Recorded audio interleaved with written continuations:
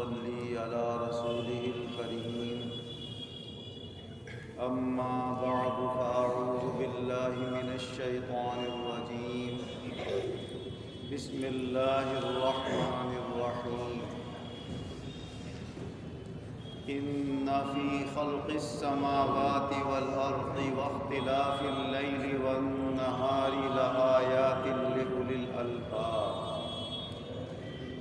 الذين يذكرون الله قياما وقعودا وعلى جنوبهم ويتفكرون في خلق السماوات والأرض ربنا ما خلقت هذا باطلا سبحانك فقنا عذاب النار. اللہ تبارک و تعالی اپنے کلام عظیم میں ارشاد فرما رہا ہے کہ بے شک زمین و آسمان کے پیدا کرنے میں اور رات و دن کے بدلنے میں البتہ نشانیاں ہیں عقل والوں کے لیے. وہ عقل والے جو اللہ کا ذکر کھڑے ہو کر بھی کرتے ہیں، اللہ کو بیٹھ کر بھی یاد کرتے ہیں اور لیٹے لیٹے بھی اللہ کو یاد کرتے ہیں. اور جو کچھ آسمان و زمین میں اللہ نے پیدا فرمایا ہے ان سب چیزوں میں وہ غور و فکر کرتے ہیں اور کہتے ہیں اے ہمارے رب تو نے کوئی چیز بیکار پیدا نہیں کی، تیری ذات ہر عیب سے پاک ہے، بس تو ہمیں دوزخ کے عذاب سے بچا دے. اللہ تبارک و تعالی نے اس مبارک آیت میں یہ جو فرمایا کہ اللہ کے بندے عقل والے وہ ہیں جو کھڑے ہو کر بھی اللہ کو یاد کرتے ہیں، بیٹھ کر بھی یاد کرتے ہیں اور لیٹ کر بھی یاد کرتے ہیں. اس کا ایک مطلب تو یہ ہے کہ بندے کو چاہیے کہ اپنے مولا کو ہر حال میں یاد رکھے. کھڑا ہوا ہے، چلتے پھرتے اللہ کا نام لیتا رہے. اگر کہیں بیٹھا ہے تو بیٹھے بیٹھے اللہ کا ذکر کرتا رہے. زبان سے باتیں ہو رہی ہیں تو دل میں اللہ کو یاد کرتا رہے. اور اگر لیٹا ہوا ہے تو لیٹے لیٹے بھی اپنے مولا کو یاد کرتا ہے. اور دوسرا مطلب اس کا یہ ہے کہ جس کے اوپر اللہ تعالی نے نماز فرض کر دی ہے تو اس کے ذمہ لازم ہوتا ہے کہ جب تک اس میں کھڑے ہونے کی طاقت ہے تو وہ کھڑے ہو کر نماز پڑھے، اور اگر کھڑے ہونے کی طاقت نہیں ہے تو پھر بیٹھ کر نماز پڑھے، اور اگر بیٹھنے کی بھی طاقت نہیں ہے تو لیٹ کر نماز پڑھے گا. تو اللہ تعالیٰ نے اپنے بندوں کی قوت اور کمزوری کے اعتبار سے بھی 3 حالتیں بیان فرما دی کہ میرے کچھ بندوں میں تو یہ طاقت اور قوت ہوتی ہے کہ وہ کھڑے ہو کر نماز پڑھ لیتے، کچھ میں یہ ہوتی ہے کہ کھڑے نہیں ہو پاتے تو وہ بیٹھ جاتے. اور بیٹھنے میں جیسے آدمی کو سہولت ہو، اگر کرسی پر بیٹھ جائے گا تب بھی نماز ہو جائے گی، پلتھا مار کر بیٹھ جائے گا جب بھی نماز ہو جائے گی. رکوع سجدہ کر سکتا ہے تو کر لے اور نہیں کر سکتا ہے تو اشارہ کر لے. رکوع کے لیے کم جھک جائے اور سجدے کے لیے ذرا زیادہ اشارہ کر لے تو اشارے سے بھی سجدہ ہو جائے. اور اگر کسی میں بیٹھنے کی بھی طاقت نہیں ہے، اتنا کوئی کمزور بندہ ہے اٹھا ہی نہیں جا رہا ہے اس سے، تو وہ لیٹے لیٹے نماز پڑھ لے. کھڑے ہو کر اور بیٹھ کر تو ہم نے لوگوں کو دیکھ لیا ہے، ہمیں طریقہ معلوم ہے کہ کھڑے ہو کر یوں نماز پڑھی جاتی ہے، بیٹھ کر یوں. مگر بہت کم لوگ وہ ہوں گے کہ جنہوں نے لیٹے ہوئے آدمی کو نماز پڑھتے ہوئے دیکھا ہوگا. تو اس کا طریقہ یہ یاد رکھے کہ اگر خدا نخواستہ کبھی کسی بندے پر یہ حالت لائے تو اس کی بھی پرواہ نہ کرے، جہاں تک وہ پاکی حاصل کر سکتا ہے کر لے. جتنی اس میں طاقت، وسعت اور ہمت ہے، اور ہمت سے زیادہ اگر کوئی چیز ہے تو اس کو ویسی رہنے. اور پھر وضو کی طاقت نہیں ہے تو برابر میں کوئی مٹی کا ڈیلا وغیرہ رکھ لے، اس کے اوپر ہاتھ مارے، اپنے منہ پر پھیر لے، نیت کر لے اپنے وضو کی اور دوبارہ ہاتھ مارے، دونوں ہاتھوں کے اوپر پھیر لے، یہ اس کے وضو کی جگہ ہو جائے گا. اور کعبے کی طرف کو پاؤں کرے جائیں اور سر پورب کی طرف کو کیا جائے گا، اور اپنے سر کے نیچے ذرا اونچا سا تکیہ رکھ لیں کہ جس سے چہرے کا رخ کعبے کی طرف ہو جائے، اور اس طرح لیٹے لیٹے نیت باندھ لیں۔ رکوع میں کرے گا تو ہاتھ چھوڑ دے، رکوع کے لیے ذرا سا سر کو حرکت دے دے، سجدہ کرے گا تو سجدے کے لیے ذرا سی حرکت دے دے، اور رکوع میں جیسے سبحان ربی العظیم پڑھتے ہیں ایسی لیٹے لیٹے سبحان ربی العظیم پڑھتا رہے۔ جب اشارہ کرے سجدے کے لیے تو پھر سجدے کے لیے اشارے میں جیسے سجدے میں پڑھتے ہیں سبحان ربی الاعلیٰ سبحان ربی الاعلیٰ پڑھتا رہے۔ اس طرح جب اس کی یہ پہلی رکعت ہو جائے تو پھر نیت باندھ لے لیٹے لیٹے، اور پھر اس قاعدے میں پھر ہاتھ چھوڑ دے اور یہاں ہاتھ رکھ لے لیٹے لیٹے، اور اسی طریقے سے اپنی 2 رکعت والی نماز ہے تو 2 رکعت والی اشارے سے پوری کر لے گا، 4 والی ہے تو 4 والی پوری کر لے گا۔ اللہ تبارک و تعالیٰ نے اپنے بندوں کے لیے وہ احکام رکھے ہیں جن کو بندے آسانی سے انجام دے سکتے ہیں، اور ایسی کوئی مشکل بات ان کے اوپر لازم نہیں کی ہے جو ان کے لیے مصیبت اور تکلیف کا سبب بن جائے۔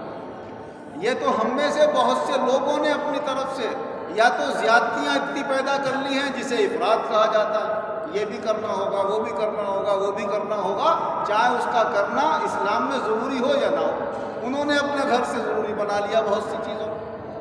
کچھ نے وہ چیزیں جو شریعت میں جائز بھی ہیں ان کو ناجائز کہنا شروع کر دیا، یہ بدعت ہے، یہ حرام ہے، یہ شرک ہے، جبکہ ان کا اصول اور قاعدوں سے قرآن و حدیث سے نہ شرک اور بدعت ہونے کا کوئی تعلق ہے، اور نہ کچھ چیزوں کا یہ تعلق ہے کہ آدمی نہیں کرے گا تو ایمان سے ہی خارج ہو جائے گا، نہیں کرے گا تو وہ مسلمان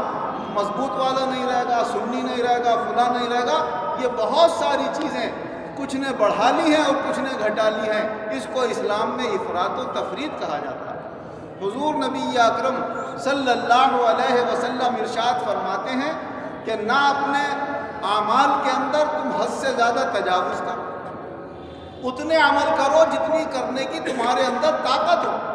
فرمایا تم عمل زیادہ اپنے ذمہ لازم کر لو گے کہ مجھے صبح سے شام تک اتنے عمل کرنا ہے، نماز پڑھنا ہے اور اس کے بعد اتنی صورتیں پڑھنا ہے اور فلاں نماز کے بعد اتنی پڑھنا ہے۔ فرمایا کہیں ایسا نہ ہو کہ تمہیں پھر وہ بھاری لگنے لگے کہ ہم نے عادت تو بنا لی مگر کبھی دنیا کے کام بھی نکل جاتے ہیں، کہیں شادی میں جانا ہے، کہیں سفر میں جانا ہے، کہیں ارے میرا یہ پڑھنا رہ گیا، ارے میرا وہ پڑھنا رہ گیا، ٹینشن ہو رہی ہے، بیوی پہ غصہ کر رہے ہیں، بچوں پہ غصہ کر رہے ہیں، میری پڑھائی میں خراب ہے، تو کائے کے لیے لگا رہا ہو اپنے اوپر اتنی چیزیں جو اللہ نے لازم نہیں کی ہے۔ فرمایا اتنی کرو جتنی تمہارے اندر طاقت ہو، تمہارے اوپر بھاری پڑے گا، اللہ کو قبول کرنا کوئی بھاری نہیں ہے، جتنا چاہو کر لو مگر پابندی سے کر سکو۔ اسی لیے حضرت عائشہ صدیقہ رضی اللہ عنہا روایت فرماتی ہیں کہ حضور صلی اللہ علیہ وسلم نے ارشاد فرمایا اللہ کے یہاں سب سے زیادہ پسندیدہ اس کے بندے کا عمل وہ ہے جو لگاتار کیا جائے، چاہے وہ تھوڑا ہی کیوں نہ ہو، تو تھوڑا ہو لیکن لگاتار ہو۔ اگر ہم نے یہ نیت کر لی ہے کہ ہم نماز کے بعد 3 بار کلمہ پڑھ لیں گے، لا الہ الا اللہ، لا الہ الا اللہ، لا الہ الا اللہ محمد رسول اللہ، تیسری بار میں محمد رسول اللہ پڑھ 3 بار یہ پڑھ لیں گے، استغفر اللہ استغفر اللہ استغفر اللہ ربی من کل ذنب واتوب الیہ۔ تو اب کوئی دشواری نہیں ہے، ہر نماز کے بعد 3 بار پڑھو اور اپنے جو دعا مانگنا ہے اللہ سے مانگو اور اپنے کام پہ چلے جاؤ۔ لیکن جب لگاتار آپ یہ پڑھیں گے تو یہ اللہ کو پسند بہت آتا ہے کہ میرا بندہ پابندی کے ساتھ اس عمل کو کر رہا ہے، چاہے تھوڑا عمل کر رہا ہے، اور جوش میں اور جذبے میں تو ڈھیر سا عمل کر لیا اور بعد میں پھر رہ گیا وہ، تو ایسا عمل اللہ کو پسند نہیں ہے۔ جیسے بہت سارے لوگ جب کوئی خاص رات آتی ہے، شب برات، شب قدر، تو اس میں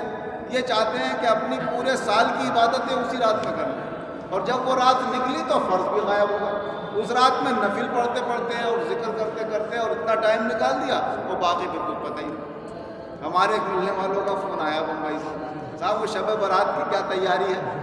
میں نے کہا ہماری تیاری جو حضرت رات کی ہے وہی شب برات کی ہے، ایک سی تیاری ہوتی ہے۔ جیسے بہت سارے لوگ امتحان کے موقع پہ تیاری کرتے ہیں، ہم نے کبھی امتحان کے موقع پہ تیاری نہیں، روز پابندی سے مدرسے میں جانا، اپنے سبق اس ٹائم پہ دیکھنا ہے، اس ٹائم پہ دیکھنا ہے، وہی ہماری تیاری ہے۔ امتحان آیا تو تیاری پہلے سے موجود ہے۔ ایک بہت بڑے IAS افسر نے یہ بات کہی تھی، جب ان سے پوچھا گیا کہ تم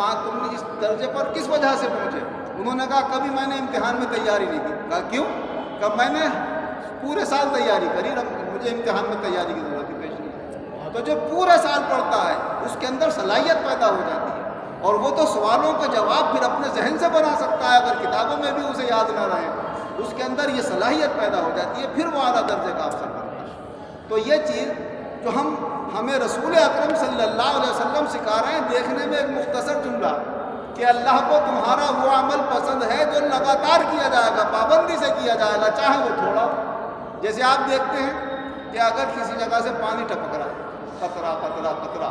تو پتھر کے اندر بھی ایک دن سوراخ نظر آنے لگتا ہے، گڈھا نظر آنے لگتا ہے. تو ہمارا جو عمل ہوگا وہ اپنا اثر دکھائے گا. اس نے قطرے میں جیسے اثر دکھایا، ایسے ہی آپ کا عمل بھی اثر دکھائے گا اگر وہ پابندی سے کیا جائے گا. اور اگر کبھی کر لیا کبھی چھوڑ لیا تو پھر وہ اثر نہیں دکھاتا. اسی لیے اگر کسی کو اللہ نے قرآن پاک پڑھنے کی صلاحیت عطا فرما دی ہے، ناظرہ پڑھتا ہے، تو وہ پاؤ پارا پڑھ لے مگر روز پڑھے،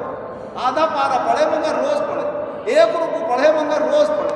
یہ نہیں کہ ایک دن بیٹھا تو اس نے 4-5 پارے پڑھ دیے، دوسرے دن ایک رکوع بھی پڑھنے کا موقع نہیں ملا، تو وہ عمل اللہ کو پسند نہیں. اسی طرح ہمارے جو بھی ذکر و اذکار ہیں، ہم ان میں سے چاہے درود شریف پڑھنے کا شوق رکھتے ہوں، چاہے کلمہ پڑھنے کا شوق رکھتے ہوں، یا نفل نماز کا شوق رکھتے ہوں، تو تھوڑا کریں اور اس کو لگاتار پابندی سے کریں، اور بہتر یہ ہے کہ اس کو اسی وقت پہ کریں تو یہ اللہ کے یہاں زیادہ مقبول ہوتا ہے. اللہ تبارک و تعالیٰ جیسے اس کو پسند ہے اور اس کے رسول کو پسند ہے، وہ طریقے اللہ ہمیں سمجھنے کی بھی توفیق عطا فرمائے اور ان پر عمل کرنے کی بھی توفیق عطا فرمائے. آمین. وآخر دعوانا ان الحمد للہ رب العالمین